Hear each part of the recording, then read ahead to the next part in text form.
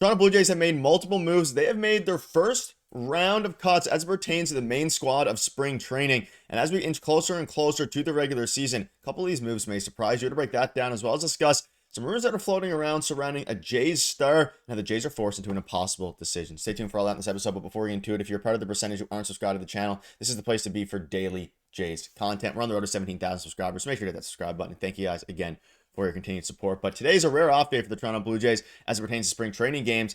The Jays made a round of moves from their spring training camp, and a couple of them are very interesting. We also have some interesting rumors to go after in a little bit here later on in the video. But I want to focus on the roster moves. The following players have been reassigned to minor league camp, and obviously at this point, the first round of, I guess you can call them cuts from the major league, from the other camp are underway here, and not too many surprises, but there's a couple in here because we've been seeing a lot of these players play. Now, obviously, early in spring training, you're going to see a lot of the prospects start to, play for a while, see what they can do, because a lot of the veteran guys don't need to play a ton. And then as the spring training games go on and on, you start to see some cuts. But Robert Brooks, Andrew Sosa, Adam Kloffenstein, Charles McAdoo, Reiner Nunez, Edison Paulino, and RJ Schreck are the players who will see now less in the spring training games or not at all. So Kloffenstein's an interesting one, and what I want to focus on here in a minute is Charles McAdoo. But as it pertains to any surprise cuts, nothing really. We saw a lot of RJ Schreck this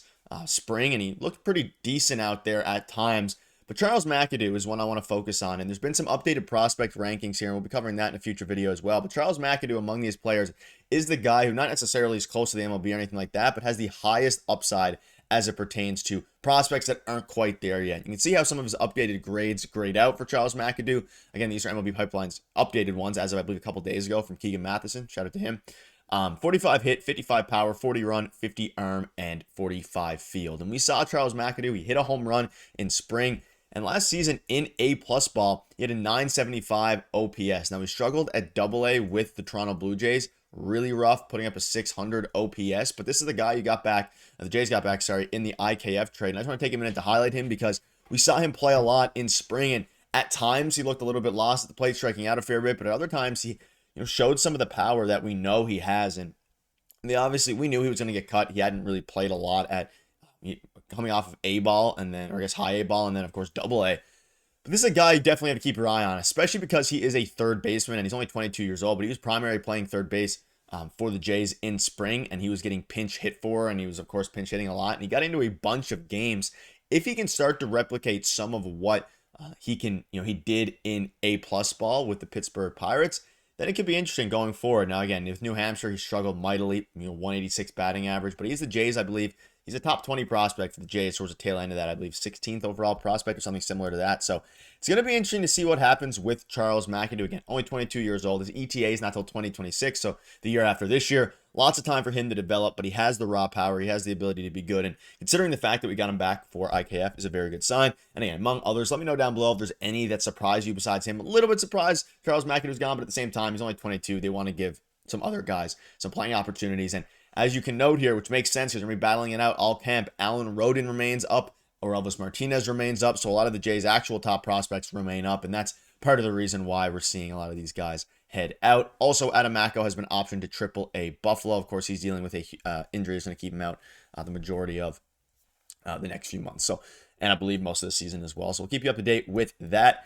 But now, there's a couple other things I want to go over today, because as we inch closer and closer to the regular season starting, we're now in the month of March here. A couple different things. Obviously, we'll touch on Anthony Santander, but I saw this tweet, and there's been some rumors going around lately, whether it be Keegan Matheson, whether it just be people in general talking about on the Blair and Barker show about Bo Bichette getting extended.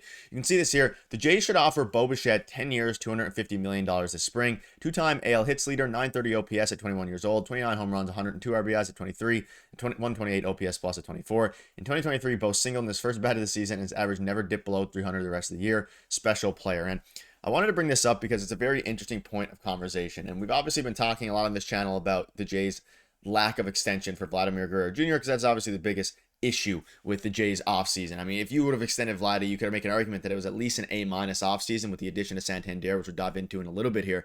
But as it pertains to Bo Bichette, I'm curious to see what you guys think down below. And let me know, do you think, A, if 10 years, $250 million, that's $25 million a year, would be a fair number for him? And B, when do you think the Toronto Blue Jays should extend Bo Bichette? Because Bo Bichette's an interesting case. He's been And even though he had a bad season last year, a lot of fans, I think, are kind of hung up on recency bias as it pertains to that. He's been one of the best shortstops in baseball. Yes, as he has the defensive woes, it may not look like he's hustling or loves to be in Toronto at times, but that's just the way that his nature is. He undoubtedly is going to be a fantastic player. And Keegan Matheson was on the videos with me and said that he looks obviously in better shape than ever, but he would bet money on him having a bounce back year, being one of the best teams in baseball. And there's a real conversation, or one of the best players in baseball, sorry. And there's a real conversation to be had that if Bo Bichette comes out and hits well and plays really well after even a month, 2 months, 3 months, the Jays conversation might be switched to, okay, are we going to give Vladdy $600 million, or are we going to pay Bo Bichette $250, $270 million? Because if you compare Vladdy and Bo's WARs over the past handful of seasons, they're very, very similar. And that's obviously because Vladdy's held down by the first base position. But you have to keep that in mind as well. And if Bo Bichette can learn defensively from Andres Gimenez, which is something that's interesting as well, because Gimenez now is under contract for several years. And the last time that we had a really elite second baseman alongside Bo Bichette, it was Marcus Semien. And Marcus Semien and Bo Bichette developed a really good relationship. Bo wanted him to stay. They let him walk, and that was one of the worst decisions over the past 5 seasons for the Toronto Blue Jays.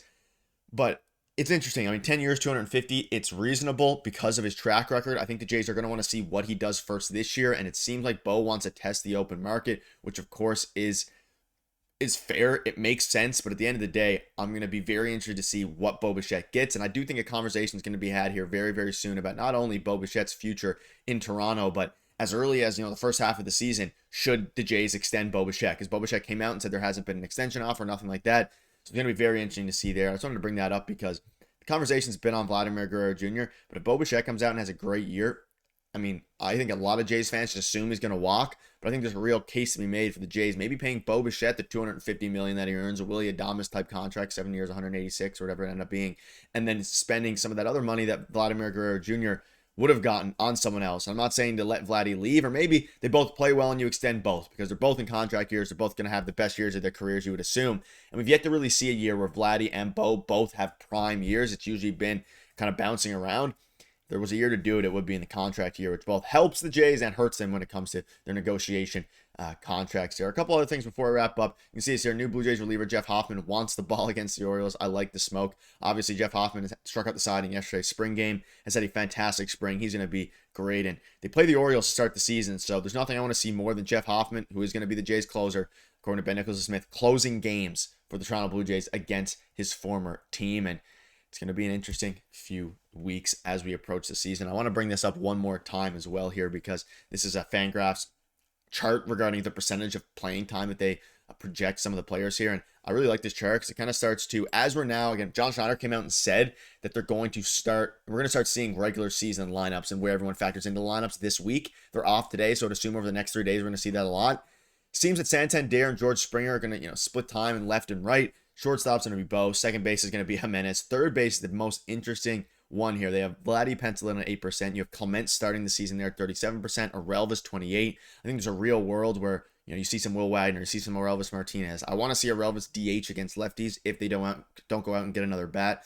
At the end of the day, it's going to be very interesting. Let me know what your thoughts are on this as well as the starting lineup. And also, are you surprised by any of these moves? Let me know down below because a lot of prospects are coming up and it's going to be a very interesting time for the Toronto Blue Jays. Let me know down below what your thoughts are. Thank you guys for watching.